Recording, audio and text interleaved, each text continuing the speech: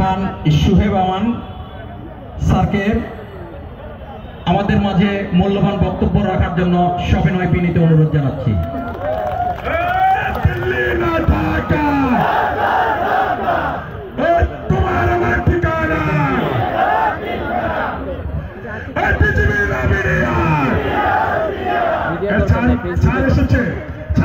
সত্য কথাগুলো উন্মোচন করবে,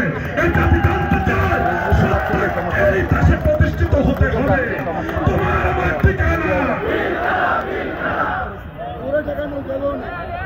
আসসালামু আলাইকুম। এই সন্ধ্যায় আপনারা যারা এখানে উপস্থিত হয়েছেন সকলকে আমার পক্ষ থেকে সালাম, আদাব এবং সন্ধ্যাকালীন শুভেচ্ছা জানিয়ে আপনাদের সামনে আমি বক্তব্য পেশ করছি।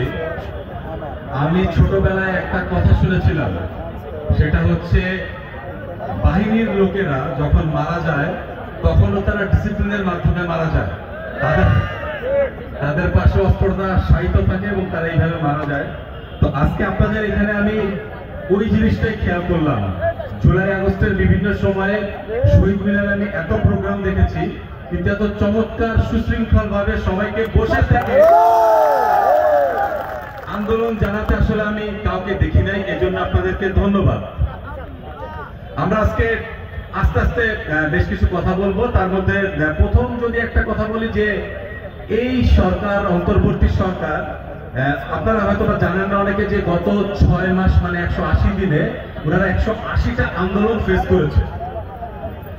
তো এই 180টা আন্দোলন ফেস করার পাশাপাশি আমরা যদি ওনাদের দৃশ্যমান সফলতাটা দেখতে চাই, তাহলে আমরা নির্দ্বিধায় বলতে পারি একটা অন্যতম দৃশ্যমান সফলতা বিএসএফ এর সামনে, আমি বিজিবি বলবো না, আমি বলবো বিডিআর এর যারা বর্তমানে সৈনিক আছে তারা বুক ফুলিয়ে দাঁড়িয়ে কথা বলেছেন, এবং এটাতে ওনাদের যেরকম সফলতার ভাগিদার আমি করবো, একই সাথে আপনারা যে আন্দোলনটা চলমান রেখেছেন এই আন্দোলনও ওনাদেরকে সাহস জুগিয়েছে আমি বলবো। আপনারা দেখবেন যে আমরা অনেক আগে থেকে ভারতের খুব কাছাকাছি একটা দেশ, হয়তো আয়তনের দিক দিয়ে কম, কিন্তু আয়তনের সাথে যখন জনসংখ্যার একটা অনুপাত নিবেন তখন আমরা অনেক মানুষ। তো এই মানুষগুলা দেখবেন গান শুনতে পছন্দ করে, অনেক সময় ভারতীয় কালচার পছন্দ করে, ভারতে ঘুরতে যায় চিকিৎসার জন্য অনেক কাজে, কিন্তু ঠিক যখনই ভারতীয় আগ্রাসন বা প্রভুত্ববাদ চলে আসে তখন আমরা ডিএনএ বিদ্রোহ করে ফেলে। ডিএনএ বারবার বলে যে ভারতের পরাভূত আমরা হতে চাই না।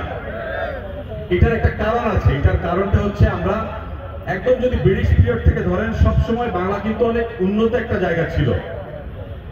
বাংলার প্রচুর তখনকার সময় বলা হতো যে জিডিপি, যেটা আমাদের গ্রোথ রেট অনেক ভালো ছিল, আমাদের সম্পদ ভালো, আমাদের মাটি ভালো।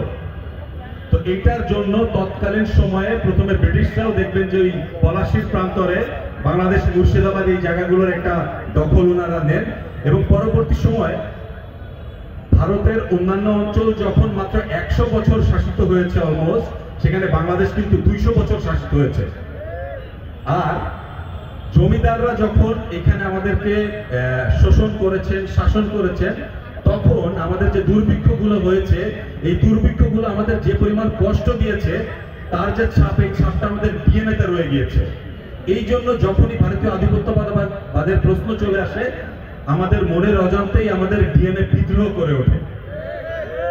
আমাদের এই জনপদে 18 কোটি মানুষ, দেখবেন আমরা একই ধরনের পোশাক পরি, একই ধরনের খাবার খাই।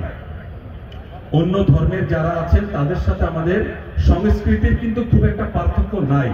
আমরা গান শুনি, আমরা ধর্মীয় ভাবে একই ধরনের বিশ্বাস করি। তো যখন আমাদের অন্যান্য দেশ, যারা গ্লোবাল সুপার পাওয়ার বা আশেপাশে যারা আছেন, যারা আমাদেরকে শোষণ করতে চান, তাদের মূল উদ্দেশ্যটাই হচ্ছে আমাদের মাঝে বিভাজন ঘটানো। আজকে আমরা যে এখানে বসে আছি, বিজিআর কিলিং হত্যাকাণ্ড যেটা হয়েছিল, এই হত্যাকাণ্ডের যারা মূল প্রকৌশলী ছিল তারা সবাই আরামসে ঘুমিয়ে আছে। এখানে কান্না করছে কারা? এক সময় যারা বাংলাদেশ স্বাধীনতার পরবর্তী সময়ে বাংলাদেশের সার্বভৌমত্ব রক্ষার জন্য যুদ্ধ করছে তারা, এবং তাদেরকে যারা নেতৃত্ব দিয়েছে তারা। আপনারা চিন্তা করে দেখুন, পটুয়াতে যখন ভারতীয় বাহিনী বাংলাদেশের ভিতরে ঢুকেছিল, তখন একজন কৃষকের কাছে জিজ্ঞেস করেছিল, বিডিআর ক্যাম্প কিধার হ্যায়? হ্যাঁ, আপনারা কি জানেন যে ওইখানে যে মানুষটা কৃষিকাজ করছিল তার নাম কি? হ্যাঁ না, ওনার নাম হচ্ছে লাল মিয়া। যে কৃষিকাজ করছিল উনি একজন আনসার সদস্য। আনসার সদস্য, তার যেহেতু একটা ট্রেনিং আছে, তাকে শেখানো হয়েছে যে কি ধরনের সংঘাত হতে পারে। উনি তখন উল্টো দিকে দেখিয়ে বলেছিল যে ওই দিকে। এইভাবে উনি যখন বিএসএফ কে আপনার অন্য দিক দেখালো, আর একই সময় উনি বিডিআর ক্যাম্পে এসে জানায় যে বিএসএফ ঢুকছে। আর সেই সময় আমি কিছু মানুষের সাথে কথা বলেছি, তো ওনারা বলেছেন যে খালি হাতে বাংলাদেশের মানুষ ওনাদেরকে ফেস করেছেন। এইটাই কিন্তু আমরা, এটার জন্যই কিন্তু ওনারা ভয় পান। আপনারা অনেকে একটা কথা শুনে থাকবেন যে একটা গাধার পাল, তার নেতৃত্বে যদি সিংহ থাকে তাহলে ওই গাধার পাল কিন্তু সিংহর থেকেও আরো শক্তিশালী হয়ে যায়।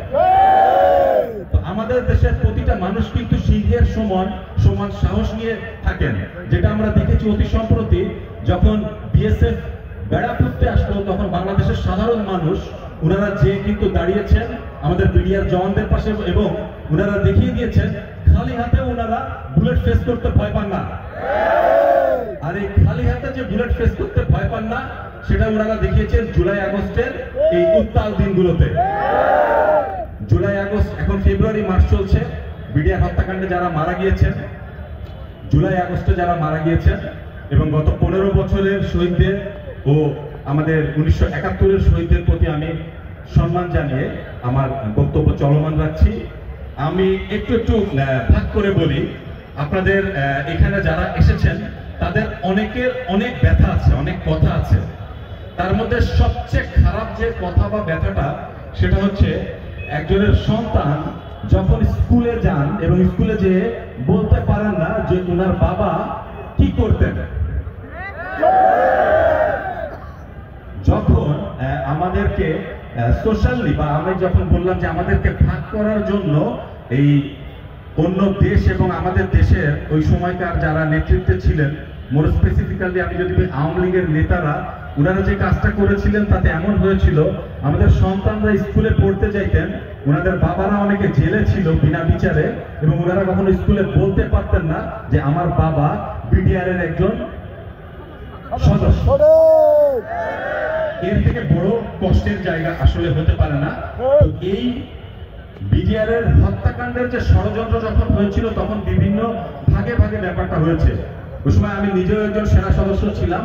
আমার খুব ভালো মতো মনে আছে, আপনারা জানেন যে কোনো বিদ্রোহের বা যে কোনো জায়গায় যখন অস্ত্র নিয়ে কোনো ধরনের ঘটনা ঘটে, তখন এর বিরুদ্ধে যারা দাঁড়ায় তাদেরকে অস্ত্র নিয়ে দাঁড়াতে হয়।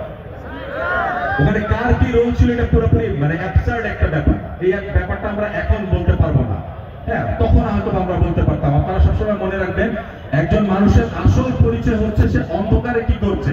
আর সেখানে যদি কারেন্ট চলে যায় তাহলে মানুষরা কি করবে, এটা তার পরিচয়। তো এটার সাথে যদি আমরা ওই বিডিআর এর হত্যাকাণ্ডের দিনগুলো মিলাই, তো বারবার বলা হয়েছিল, বিভিন্ন সংবাদ মাধ্যমে আমরা বলেছিলাম যে কোনোভাবে ইলেকট্রিসিটি যেন না যায়। তো ওই সময় কিন্তু ইলেকট্রিসিটি গিয়েছে। ওই সময় যারা স্বরাষ্ট্র মন্ত্রণালয়ের দায়িত্ব ছিলেন, তারা এখনো কিন্তু বাংলাদেশে অনেকে ওয়ার্কআউট করে ঘুরে বেড়ান, বিভিন্ন ছবি আপলোড করেন, বিভিন্ন চতুর্থ পঞ্চম বিবাহের করে ফেলেন। কিন্তু আমরা এখন পর্যন্ত কিন্তু আমাদের যে কমিশন হয়েছে তাদেরকে দেখি নাই যে ওনাদেরকে কেউ ডাকছে। এখানে আপনারা এত মানুষ আছেন, আপনারা সবাই জানেন যে ওখানে ইমাম সাহেব মারা গিয়েছিল, ওখানে কোন অ্যাম্বুলেন্স এসে গিয়েছে, ওখানে ড্রেস কারা ফেলে দিয়েছে, ওখানে কত কিলোমিটার পর্যন্ত মানুষকে পিছনে নেওয়া হয়েছে।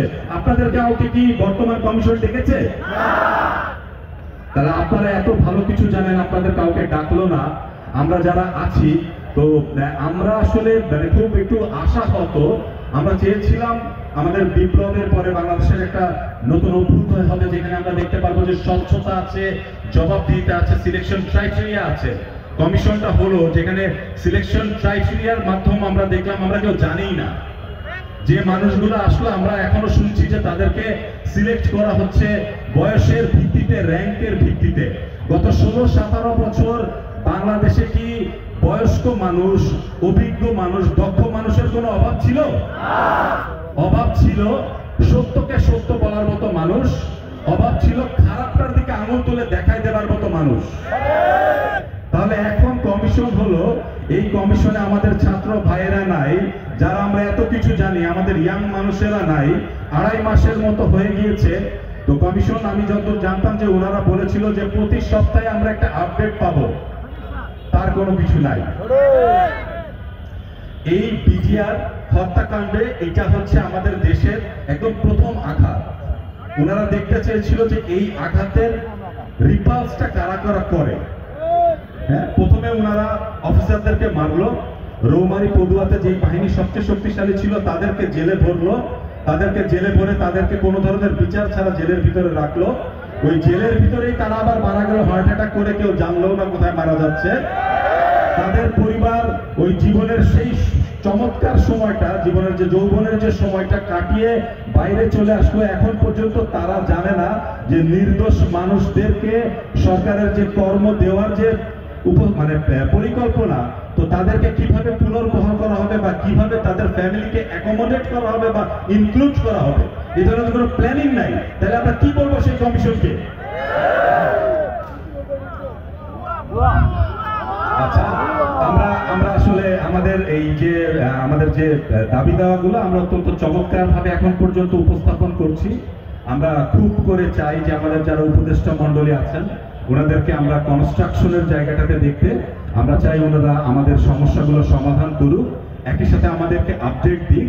ওনাদের তো আসলে সাংবাদিকের অভাব নাই, ওনারা যে কোনো মোমেন্টে চাইলেই প্রেস কনফারেন্স করতে পারে, জানাতে পারে কার্যপ্রণালী কোন পর্যন্ত আছে, অথবা আমাদেরকে বলে দিক আসলে ওনাদেরকে দিয়ে এই কমিশনের মাধ্যমে আমাদের এই বিটিআর হত্যাকাণ্ডের কোনো বিচার হবে না। আপনারা সবাই ভালো থাকবেন, আসুন আমরা সকলে মিলে চমৎকার বাংলাদেশ গড়ি। আসসালামু আলাইকুম।